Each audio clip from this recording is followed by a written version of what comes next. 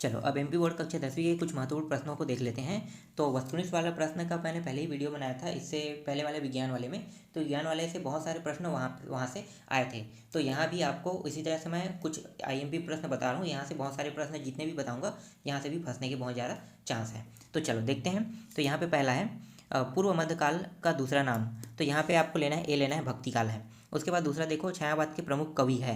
कितने कवि होते हैं छायावाद के? तो 4 कवि है। तो यहाँ पे आपको 4 लेना है। स्वर्णयुग की संज्ञा किस काल को माना जाता है? तो यहाँ पे आपको लेना है, सी लेना है, भक्तिकाल। कामयानी के रचनाकार है। तो यहाँ पे आंसर आ जाएगा जयशंकर प्रसाद आ जाएगा। पांचवा है आकाशी दीप आदि और इंद्रजाल इसके संग्रहण है। तो यहाँ पे आपको आंसर लेना है, सी लेना है, कहानी का संग्रहण है। उत्साह कविता में बादल किसका प्रतीक है? तो बादल जो है वो यहाँ पे क्रांति का प्रतीक है। इसके बाद नेक्स्ट देखते हैं। तो अगला है आत्मकथा आत्मकथ्य में आत्मकथ्य के कवि हैं। तो यहाँ पे आंसर आ जाएगा, यहाँ पे जयशंकर प्रसाद आएगा। रचनात्मक वाक्याम काव्याम परिभाषा किसकी है? तो यहाँ पे आपको आंसर लेना है, ग को लेना है, यहाँ पे विश्वनाथ को लेना है। एकांकी में कितने अंक होते हैं? तो यहाँ पे आपको लेना है, 1 लेना है, ठीक है, क आएगा आंसर। उसके बाद फादर कमिल बुल्के भारत की राष्ट्रभाषा किसे चाहते थे? तो हिंदी को। यहाँ पे घ लेना है। एक से अधिक अर्थ व्यक्त करने वाले शब्द क्या कहलाते हैं? तो यहाँ पे आपको लेना है, क लेना है, अनेकार्थी कहलाते हैं। इसके बाद नाक किसकी प्रतीक मानी जाती है? तो नाक जो है वो है मान सम्मान का प्रतीक माना जाता है। इसके बाद रिक्त स्थानों को देख लेते हैं। तो छायावाद के कवि खाली स्थान है, तो छायावाद के जयशंकर प्रसाद हैं। आभा फागुन की खाली स्थान है, तो आभा फागुन की अट नहीं रही है। इसके बाद नेक्स्ट है जिसके कारण स्थायी भाव उत्पन्न होता है वह खाली स्थान कहलाता है। तो उसे हम कहते हैं आलंबन कहते हैं। कामयानी एक खाली स्थान है, तो कामयानी एक महाकाव्य है।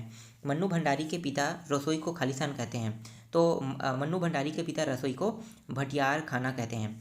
कभी कभी लेखक खाली स्थान दबाव में लिखता है। तो कभी कभी सॉरी यहाँ पे पंचवटी आएगा ना, पंचवटी खाली स्थान समास का उदाहरण। पंचवटी जो है द्विगु समास का उदाहरण है। इसके बाद कभी कभी लेखक खाली स्थान दबाव में लिखता है, तो यहाँ पे बाहरी दबाव आएगा। इसके बाद देखते हैं अगला प्रश्न है बालक गोविंद भगत गद्य की विधा के अंतर्गत आता है। तो यहाँ पे देखो ऑप्शन दिया रहेगा, इनमें से चुन के लिखना है। तो यहाँ पे आ जाएगा रेखा चित्र आएगा, ठीक है। यहाँ पे रेखा चित्र को लेना है। आवृत्ति का शाब्दिक अर्थ होता है खालिसन होता है। तो यहाँ पे आपको लेना है आच्छादित लेना है। सर्वेश्वर दयाल सक्सेना द्वारा रचित कविता संग्रह खालिस्तान है। तो यहाँ पे आपको लेना है जंगल का दर्द लेना है। इसके बाद नेक्स्ट है चौथा है फादर को याद करना एक उदास शांत खालिस्तान को सुनने जैसा है। तो यहाँ पे आपको लेना है संगीत सुनने जैसा है। इसके बाद आ जाएगा हिंदी साहित्य के इतिहास को खालिस्तान काल में विभाजित किया गया है। तो यहाँ पे आपको आंसर लेना है 4 काल में विभाजित किया है। इसके बाद छठवा है जिस समास का प्रथम पद संख्या और समूह का बोध कराए उसे खालिस्तान समास कहते हैं, जिसे द्विगु समास कहते हैं। इसके बाद नेक्स्ट है भक्ति काल का दूसरा नाम खालिस्तान है। तो यहाँ पे यार लिखना है पूर्व मध्यकाल लिखना है आपको। इसके बाद अगला प्रश्न है सही जोड़ी मिलाओ। उपन्यास का जो सम्राट होता है वो होता है प्रेमचंद होता है। आलोचक सूत्र में विख्यात है। तो आलोचक सूत्र में कौन विख्यात है? रामचंद्र शुक्ल विख्यात है।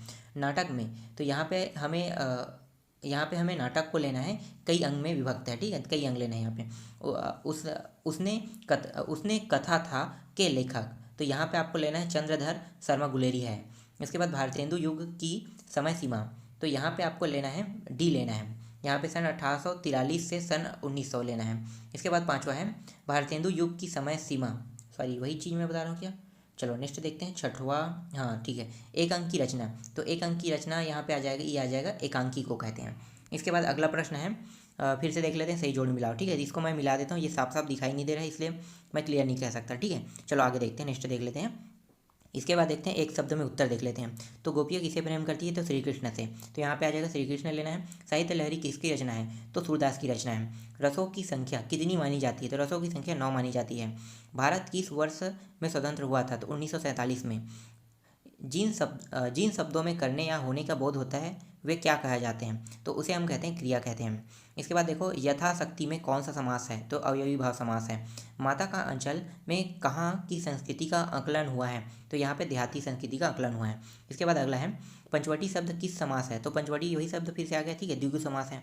इसके बाद आकलन का दुश्मन मुहावरे का अर्थ क्या होता है? तो मूर्ख होता है। ऊंची दुकान फीका पकवान लोकोक्ति का अर्थ होता है। तो वास्तविकता से बढ़कर प्रदर्शन होता है। मीना के अनेकार्थी शब्द लिखे। तो यहाँ पे हो जाएगा मछली होता है, ठीक है। मीना के अनेकार्थी शब्द मछली एक राशि का नाम होता है।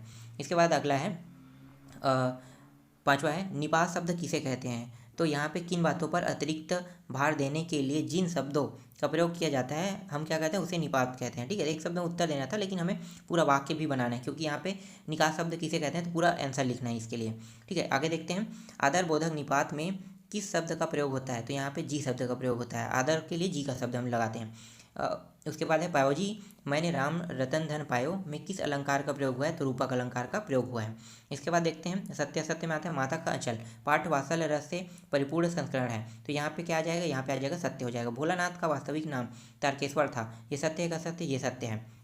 इसके बाद बैजू की मुलाकात मूसन तिवारी नामक व्यक्ति से हुई थी, ये सत्य है कि ऐसा सत्य है। सबकी नाकों का नाप लिया पर जॉर्ज पंचम की नाक से नाक सबसे बड़ी निकली, तो यहाँ पे आपको लेना है सत्य है कि असत्य है, यह सत्य है। ठीक है, इसके बाद जॉर्ज पंचम की नाक कमलेश्वर ने व्यंग्यात्मक शैली में लिखा था, तो ये सत्य है। महारानी की सूट की कीमत भारतीय मुद्रा में 5,000 रुपये थी, ये सत्य है कि असत्य, सत्य है। इसके बाद देखते हैं आगे है परशुराम के क्रोध को देखकर लक्ष्मण डर गए, ये सत्य है कि असत्य है, यह सत्य है। प्रबंध काव्य में पूर्वातर संबंध होता है, ये सत्य है कि असत्य है, सत्य है। श्रृंगार रस की स्थायी भाव हास है, ये सत्य है कि असत्य है, असत्य है। मानव संस्कृति अविभाज्य है, तो ये सत्य है कि असत्य है, ये है सत्य है। सप्तऋषि में कर्मधार्य समास है, ये सत्य है कि असत्य है, ये असत्य है। भोलानाथ पिताजी के साथ ज़्यादा रहता था, ये सत्य है कि असत्य है, ये सत्य है। तो इस तरह से मैंने आपके लिए कुछ IMP प्रश्न लेकर आया हूँ, तो ये भी कंप्लीट हो गया और बाकी जो है उसको भी मैं जल्द ही अपलोड कर दूँगा।